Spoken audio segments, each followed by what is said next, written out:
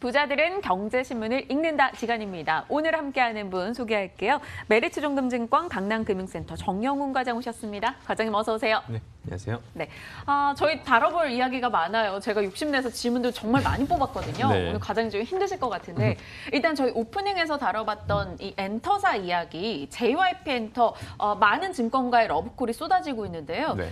과장님 생각도 동일하세요? 지금 사도 괜찮다 보십니까? 우선 그 JYP 엔터테인먼트 최근에 이제 실적을 발표를 했죠. 근데 네. 4분기 실적이 이제 시장 기대치를 좀 상회하는 실적을 내놓았습니다. 그래서 지금 최근에 이제 4분기 매출과 영업이익 모두 이제 시장 눈높이를 좀 상회하는 실적을 내놓으면서 최근에 주가가 상승세를 지금 이어가고 있다라고 보시면 될 것 같고요. 또 요즘에 이제 YG 엔터테인먼트가 네. 또 굉장히 좀 이슈가 좀 많지 않습니까? 또 승리 관련해서 그런 버닝썬 좀 악재 요인으로 인해서 좀 투자 센티멘트가 굉장히 좀 위축돼 있는 상황인데 관련해서 JYP 같은 경우에는 그러한 또 악재가 없다 보니까 네. 오히려 또 시장에서 상당히 좀 JYP에 대해서 또 긍정적으로 보는 그러한 또 시각이 많지 않나 싶습니다. 무엇보다 또 앞서도 말씀드린 것처럼 지금 이제 매출이라든지 이익 성장세가 이어지고 있는 상황이고요. 앞서도 잠시 얘기가 나왔지만 뭐 최근에 신인그룹 있지 같은 경우에도 지금 이제 가세하고 있는 상황이어서 이제 올해 한 2분기, 그러니까 지금부터 이제 본격적으로 실적에 이제 기여를 한다라고 봤을 때 지금 JYP의 이러한 실적 개선세가 당분간 이어질 가능성이 높지 않나. 그러면 이제 1분기 또 2분기 이제 상반기까지도 이어진다라고 한다면 당분간은 이러한 모멘텀, 실적 모멘텀이 계속해서 이어지면서 이 엔터사들 가운데서는 가장 좀 두드러진 그러한 올해 또 실적을 기대해 볼 수 있지 않을까 그렇게 보고 있습니다.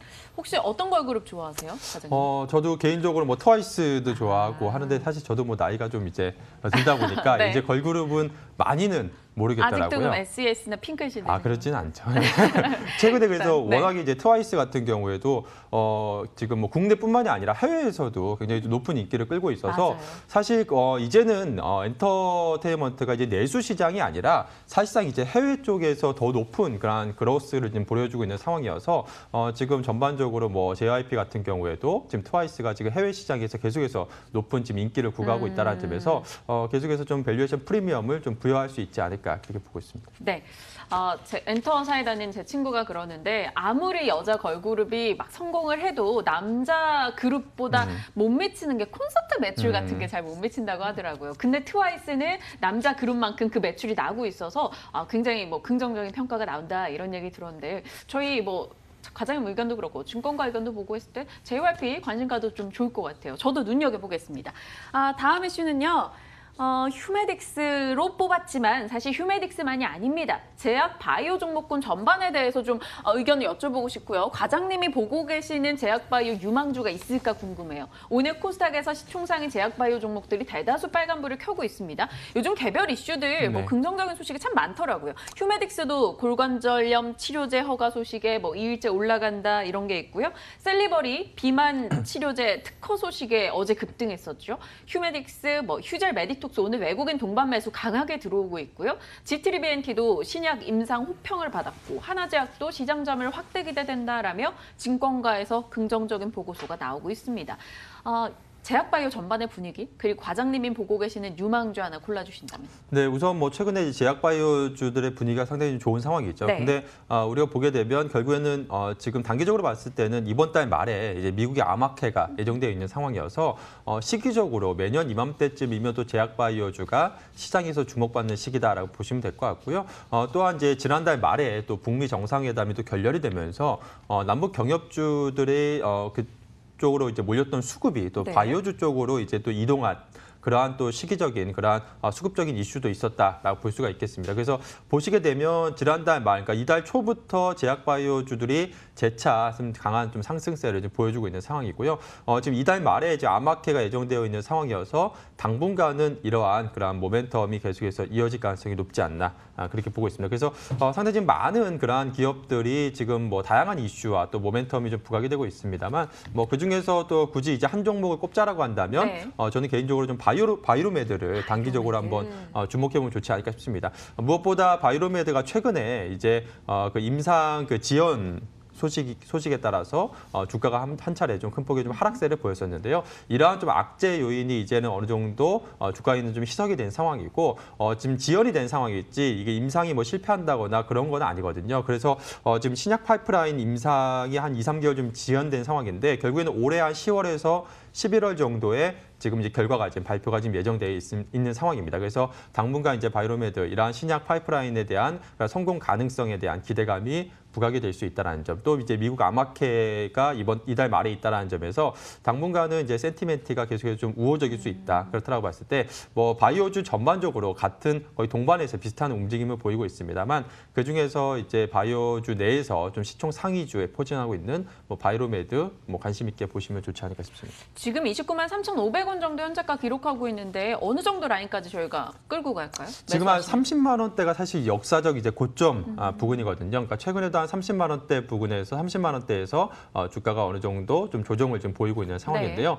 그렇지만 사실 이제 바이오주 같은 경우에는 이제 밸류에이션 목표치를 정하기가 상당히 좀 어려운 그런 상황입니다. 사실 지금 실적을 가지고서 뭐 밸류에이션 논하기가 좀 어려운 부분이기 때문에 지금은 좀 추세적인 부분, 즉 이제 센티멘트 스케줄적인 부분을 봤을 때 일단은 가격보다는 이달 말 암호화폐 한 전까지, 그러니까 암호화폐 한 전주 정도 일주일 전까지는 계속해서 좀 보유하는 전략, 그리고 크게 주가 변동성이 없다라고 한다면 계속해서 좀 긍정적인 시각을 유지할 필요성이 있지 않을까 싶습니다. 알겠습니다. 기간적 관점에서 투자 기간에 대해 이야기해 주셨으니까요. 체크하시길 바랍니다. 제약바이오 쪽 분위기가 좋아서 오늘 점검을 해보고자 꼽아봤고요.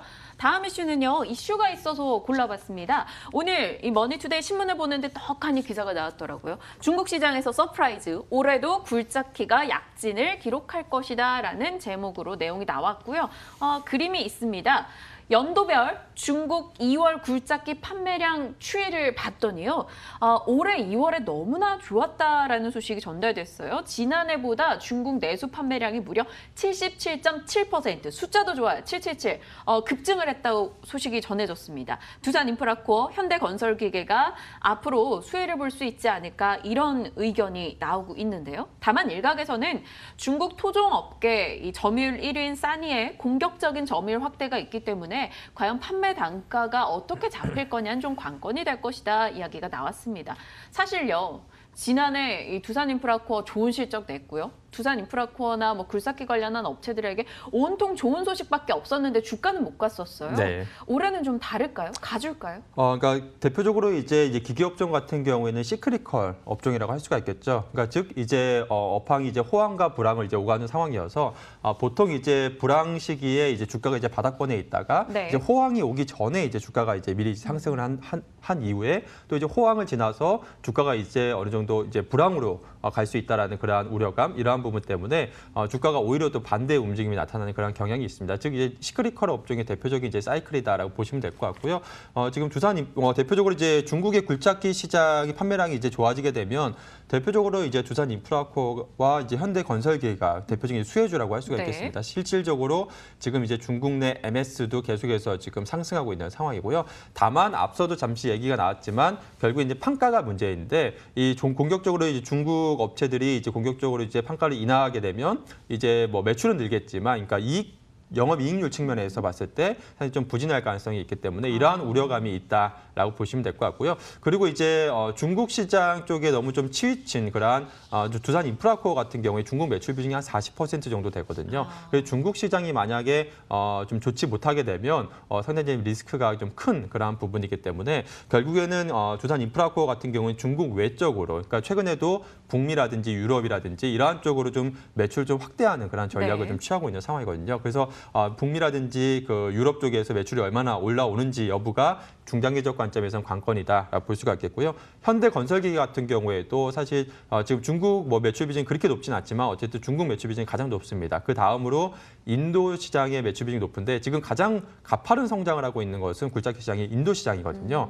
그래서 현대건설기계 같은 경우에는 향후 중국보다는 그러니까 인도 시장에 얼마만큼 이제 그 매출이 확대되는지 이 여부를 가장 이제 중점적인 포인트로 보시면 될 것 같고요. 최근에 인도 시장의 캐파도 지금 증설한 그런 상황이기 때문에 향후 이제 인도 시장의 그러한 이제 MS 추이를 계속해서 확인하면서 접근해야 되지 않을까 싶습니다. 계속해서 추이를 확인하자 이야기를 주시는데 지금 시점에서 투자해도 되는지가 궁금해요.